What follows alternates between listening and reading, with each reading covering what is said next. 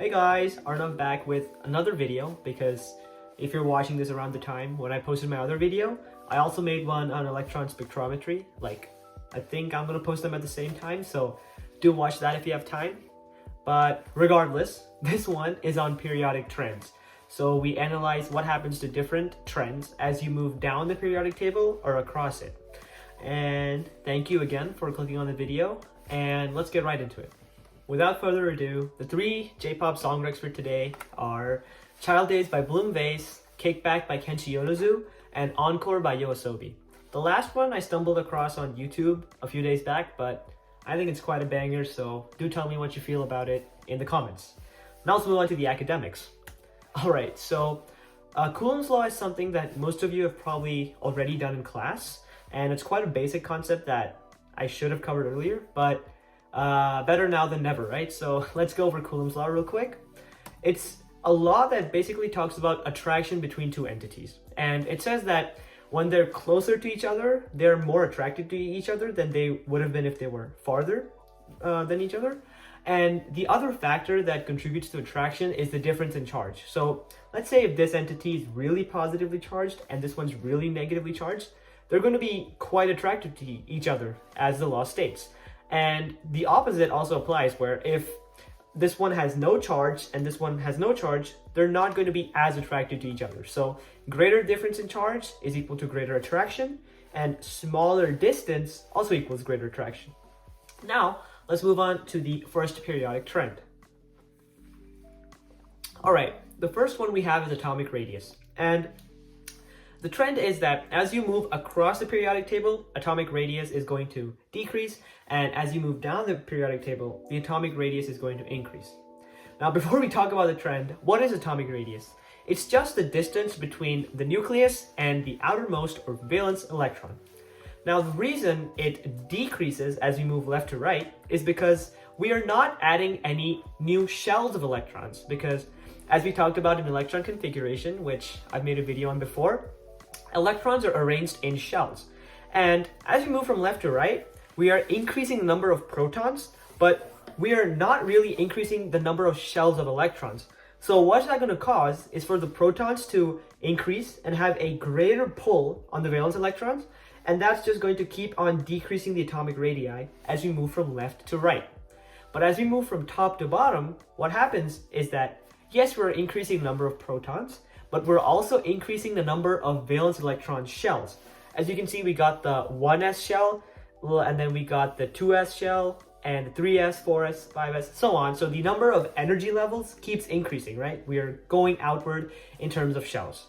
And what's that going to cause for is for the proton to be less attracted to the outermost valence electron, and therefore the atomic radii is going to keep increasing as we go down the periodic table. The next one is ionization energy. And ionization energy is basically how much energy you need to exert on an atom to remove the outermost or valence electron.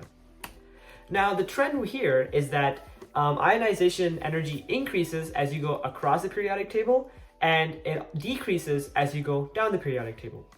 Now, the reason it increases as you go across is, as we talked about previously, another thing that increases as you go across is the Coulombic forces of attraction. So the valence electrons get more and more attracted to the nucleus as we go from left to right. Now, to counteract this, we also need more energy to remove the valence electron, right? Because if they're more strongly attracted, you need to exert more energy to separate the valence electron. And that is why ionization energy increases left to right. And the reason it decreases top to bottom is similar. As you go from top to bottom, the Coulombic forces of attraction decrease. So the nucleus is not as attracted to the outermost valence electron. So what that means is that we're going to be requiring less and less energy to pull it out to counteract that attraction, right? So that's the reason why ionization energy decreases as you go down the periodic table. Next up, we have electronegativity, which is basically how much a given element's atom wants to take an electron. Now, the trend here is that electronegativity increases left to right and decreases top to bottom. Another important thing to note is that fluorine is the most electronegative element out there. Now, the reason it increases from left to right is that as you go from left to right, you increase the number of valence electrons, right? And as you increase the number of valence electrons, you get closer and closer to having an octet or full shell of valence electrons. Now, having an octet of electrons is a great state for any atom to be in because it's like a very stable state, and one way to think of it is that all atoms want to be stable, right? And therefore, as you move left to right, the atoms are going to be more and more willing to take electrons, right? Because they are more desperate to fill that outer shell of valence electrons. And that is why electronegativity increases from left to right. That was a really personified explanation, but I hope it made sense because that's kind of what it looks like on the atomic level as well. Now we have electron affinity, which is how much energy is released when you add an electron to any given element. Now the trend here is the same. It increases from left to right and it decreases from top to bottom. Another thing to note is that chlorine is the most electronegative element. Now the reason it increases from left to right is kind of tied to electronegativity.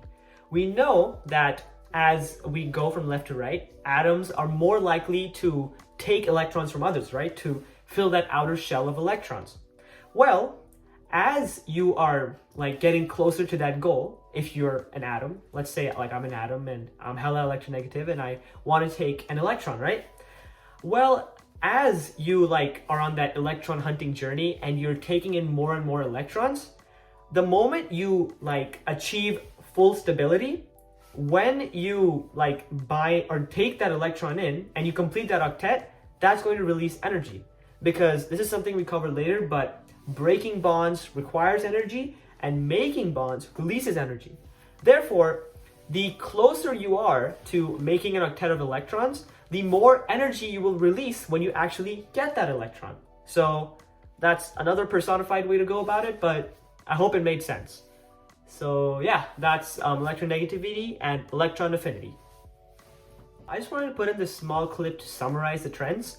So except for atomic radii, all the other trends, they increase as you go from left to right and they decrease as you go from top to bottom. Atomic radius is the only exception where it's going to increase as you go from top to bottom and decrease as it goes from left to right. So I thought that was another handy way to have them memorized. So wanted to let you guys know. Alright guys, thank you so much for watching my video and supporting the channel so far. I hope that you found everything that I gave in the video useful. And since, again, Unit 1 tests are coming close, wish you luck on those. You guys are going to do great, and I believe in you guys. So yeah, again, thank you and have a good rest of your week. Bye!